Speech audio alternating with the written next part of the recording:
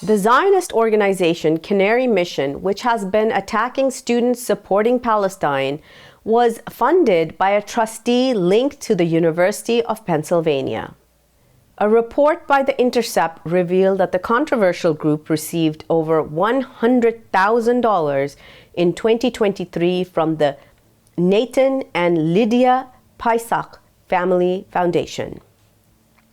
The foundation's treasurer, Jaime Paisak, is married to the trustee, Cheryl Paisak.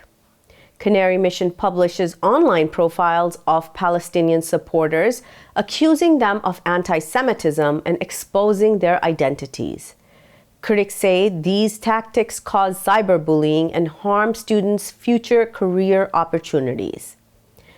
Ann Norton, a professor at Penn, condemned this trustee's involvement, describing it as profoundly inappropriate and reprehensible.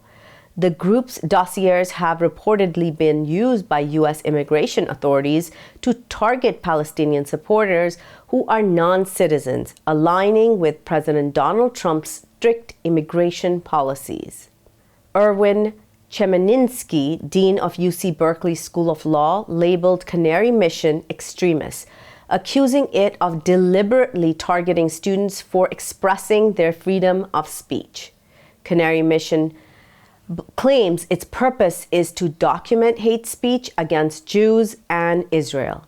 It operates without formal registration in the United States and maintains a page for former targets who publicly renounce previous positions.